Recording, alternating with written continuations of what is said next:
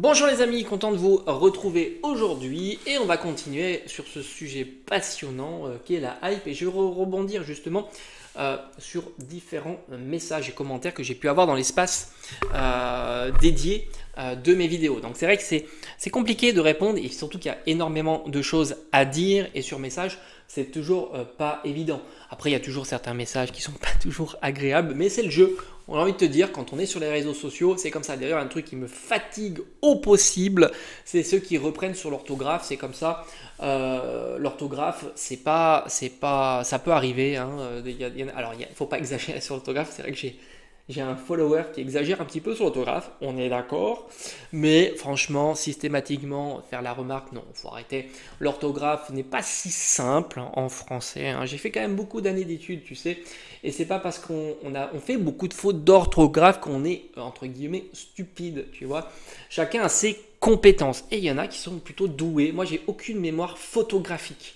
C'est-à-dire que quand bien même j'aurais vu un mot, c'est très compliqué de le mettre dans ma tête. Et du coup, c'est le brouillard quand je recherche. Alors évidemment, il y a aussi la mémoire d'écriture, ce qui est un petit peu mieux. Mais c'est pas énorme. Je suis pas du tout doué en orthographe. Et puis, chacun a des compétences. Tu peux être capable de résoudre les équations de Schrödinger, tu vois. Peut-être que tu n'as pas compris ce que j'ai dit. Et incapable d'écrire quelques phrases sans faire des fautes d'orthographe. C'est comme ça. Bref, on va parler de la hype, encore une fois, et de 6.5. Pour vous donner un petit peu un état des lieux de ce que je pense sur tout ça. Alors, la hype, je l'ai grandement parlé, mais c'est vrai que je n'ai pas parlé de ce qui s'était passé en 2021 avec un youtubeur très connu, hein, plus que très connu même, c'est Michou. Et c'est vrai que ça m'a été mis dans l'espace des commentaires et j'en ai pas parlé spécifiquement parce que pour moi, j'ai toujours pensé que cette hype était polyfactorielle, mais surtout d'un retard à combler. Moi, c'est surtout ça. Alors oui, c'est vrai qu'en 2021, il me semble que Michou a fait sa grosse ouverture de display set de base. Alors c'est vrai qu'après, il y en a eu tellement des displays set de base qu'on regarde moins ce genre d'ouverture. C'est vrai que je suis plus du tout passionné par la display set de base.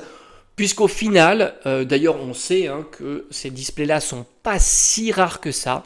Il y en a beaucoup dans le marché, beaucoup qui pourraient circuler, contrairement à d'autres séries. Et il y a eu, c'est vrai que c'est ce 2021 et après 2022, où je crois qu'il est parti en chasse du Dracofeu destiné radieuse, où il a fait énormément en streaming des ouvertures jusqu'à 1000, 2000 boosters, parce qu'il n'arrivait jamais à mettre la main sur ce fameux Dracofeu. Donc c'est vrai qu'il y a eu évidemment un phénomène médiatique qui s'est tourné autour de ce youtubeur, ce qui est logique aussi. Mais est-ce qu'il n'a pas plutôt accompagner la hype? Alors évidemment il y a participé, mais est-ce qu'il y a participé de façon importante ou au fond c'était comme je l'ai toujours dit, comme tu tends un élastique à un certain moment ça doit lâcher, et je pense que c'est plutôt ce composante là. Il y a eu juste une amplification, ça c'est fort possible, mais une fois que les dominos sont partis, ils sont partis. Tout comme l'amplification que l'on a eue avec la période sanitaire compliquée que l'on a vécue, qui a évidemment rarifié d'un côté une certaine quantité de boosters disponibles, qui a augmenté aussi de l'autre côté le budget qui pourrait être alloué à Pokémon, mais il ne faut pas oublier que Pokémon avait du retard. Il suffisait de regarder le prix des boosters XY Evolution, Génération, des boosters anciens qui ne valaient absolument rien. Donc moi je pense que si tu veux, la compression du ressort était due principalement au fait que Pokémon était ultra en retard. Deuxième exemple, pour étayer mon point de vue, je fais des vides-greniers depuis très longtemps, mais vraiment depuis très longtemps. Beaucoup de personnes cherchent des jeux vidéo. Moi, j'ai commencé les vides-greniers, je dirais sans mentir, dans les 2000, peut-être 12, quelque chose comme ça. Donc plus de 10 ans. Peut-être même avant 2012. Même en 2012, le jeu vidéo était moins populaire que maintenant. Il y a eu une bulle aussi du jeu vidéo, hein, mais c'était un peu après. Donc en 2012, on était plutôt tranquille pour chercher des jeux vidéo. 2013, 2014, 2015, ça s'est enflammé. Mais Pokémon, tout le monde s'en foutait, personne cherchait du Pokémon. Jusqu'à à peu près 2000, je dirais 2019, plutôt 2020, où là il y a eu vraiment énormément de personnes qui cherchaient du Pokémon, du moins dans mes régions. Attention, je ne peux parler que de ce que je connais, hein. Évidemment, je préfère le préciser parce que tu auras toujours la personne qui va te dire oui, mais par chez moi c'était oui, mais ça c'est sûr, je ne parle de ce que je connais. Donc c'est vrai que moi je l'ai vu, d'ailleurs pour petit exemple, petite anecdote qu'on pourrait donner, quand j'ai trouvé mon classeur avec Registeel Star 2019, été 2019, et il y avait deux classeurs. Dans cet été-là, il y avait, je savais, des personnes qui cherchaient des jeux vidéo, qui filmaient, etc., sans les nommer, et qui a regardé le classeur, mais qui n'a pas acheté le classeur. Et pourtant, c'est des personnes qui maintenant, achètent du Pokémon, collectionnent du Pokémon, et ainsi de suite. Donc 2019, Pokémon, c'était pas autant populaire que ce qu'a été à partir de 2021, entre 2020 et 2021, pour donner vraiment une chronologie. Et tu t'aperçois que ce classeur, je ne l'aurais jamais eu, ce classeur, s'il avait été... Parce que j'étais pas le premier à le regarder, parce qu'il y a eu justement des personnes qui achètent maintenant des Pokémon, qui l'ont eu entre les mains, je l'ai vu. Je l'ai vu et c'est assez marrant. Et pourtant, Registeel Star, Dracofeu Espèce Delta, Aquali de Jungle, Aquali Holo Jungle, je crois qu'il y avait du Hippo-Roi, et puis il y avait le deuxième classeur du même tenant. Donc autant te dire que c'était loin d'être un classeur bidon, classeur à 15 € pièce, rempli de cartes, ça fait 180 cartes pour 15 € pièce. Donc tu vois, tu t'aperçois que la période, elle était complètement différente. Et pour moi, c'est ça le plus important, c'est le comble, c'était qu'il y avait un espace à combler, qui a été comblé de façon très remarquable, et qui a un phénomène qui a entraîné, oui, après il y a eu les influenceurs, les grosses pointures, ceux qui font beaucoup de vues, hein, des millions de vues, qui ont évidemment chamboulé aussi tout ça, mais il n'y a pas eu que ça, comme j'ai dit, la crise sanitaire, les budgets alloués, le manque d'items, et ainsi de suite. Mais je pense que l'élément le plus important et le plus notable, c'est le retard qu'avait Pokémon sur tout un tas d'autres domaines de collection, comme les jeux vidéo, un domaine que je connais bien, que j'ai même connu avant, vraiment Pokémon. Le domaine aussi, on pourrait le voir l'automobile, hein, j'en ai parlé, des voitures anciennes, les long timers par exemple, 205 GTI, ça coûtait 1000 €, 2000 €, une très très bon état, ça coûtait 3-4 000 €, maintenant ça coûte 20 000, 30 000 €, tu as même des 205 GTI à 100 000 € si elles sont impeccables, enfin, tu t'aperçois que le game est complètement différent. Et aussi, on pourrait parler aussi du taux bancaire quasiment à 0, alors qu'on avait des taux à 4, 5, 6, peut-être même 7%. Tout ça est un phénomène polyfactoriel, mais dont l'importance pour moi, est celui-là, le comble, enfin le comble, l'espace à combler. Et cet espace à combler, bah, il ne peut plus revenir, puisqu'il est comblé, principalement, par ça. Voilà, c'était un petit peu mon point de vue sur cette situation-là des influenceurs, et je ne pense pas que demain Michou ou d'autres influenceurs qui ont pignon sur rue se mettaient à... Et d'ailleurs, il y en a eu, tu prends Valous par exemple, a fait beaucoup de Pokémon, ça n'a pas relancé Pokémon ou quoi que ce soit. Mais je pense que ça ne changera rien. Voilà. Ce qui pourrait changer, encore une fois, c'est l'application avec cette espèce de... On pourrait faire un parallèle comme un peu les cryptos, quoi. C'est-à-dire que un support financier sur une carte que tu pourrais échanger, non pas avec de l'argent, etc. Le côté financier chamboule le game, ça c'est évident. On attend toujours un jour des jeux vidéo type un peu NFT, des choses comme ça. On entend ça depuis très longtemps. On sait qu'on a des producteurs plus mainstream de jeux vidéo qui y pensent, comme Ubisoft, peut-être même Bethesda et ainsi de suite, donc, ou Blizzard. Mais est-ce que ça arrivera un jour? Est-ce que c'est souhaitable que ça arrive? On n'en sait rien. Et comme j'avais dit sur ma vidéo précédente, les cartes plus exclusives, plus limitées, numérotées, signées et ainsi de suite, ça pourrait évidemment changer la donne, un petit peu comme le ticket d'or dans Charlie et la chocolaterie, tu vois. C'est un petit peu l'idée où l'anneau, mais enfin c'était tellement unique l'anneau que ça n'a pas pu chambouler le game. Il y avait une carte, tu imagines bien qu'il ne se passera rien avec une carte.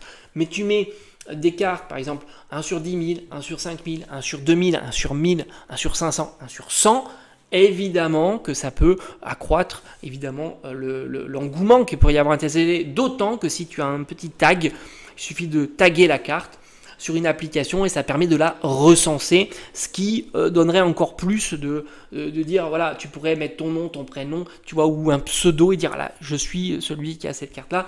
Là aussi, ça chamboulerait le game, évidemment. Est-ce que c'est souhaitable? Tout est possible. Est-ce que c'est souhaitable? Ça risque d'être évidemment compliqué. Ceux qui ont connu 2021 au moment le plus âpre savent que souhaitable, on ne sait pas trop. Hein. Les boutiques avaient presque peur de sortir certains items pour pas décevoir les clients derrière ou des choses comme ça, ou pas énerver les clients qui étaient derrière, parce que des items pouvaient se vendre déjà 2-3 fois plus cher, quasiment dès la sortie. Donc voilà. Et après 6.5, il y en a des palettes entières. Est-ce qu'on va en revoir pendant les soldes? Alors ça, déjà, il faut revoir avec les pincettes. Autant 6.5, ça dépend quel item de 6.5. Autant je suis plus sceptique sur les coffrets type Hyporoi Amphinobi.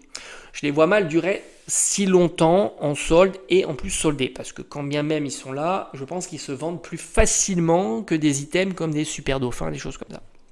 Donc il y aura quand même un ciblage sur les items qui seront mis en solde. Après, c'est vrai que Scalperer, par exemple, est un coffret où il y en a beaucoup et qui a du mal à se vendre.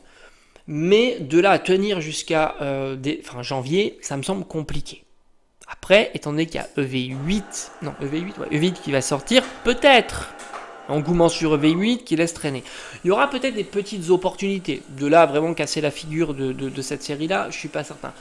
Maintenant, dans les boutiques indépendantes, c'est pas impossible là aussi que tu retrouves du stock qui vont partir.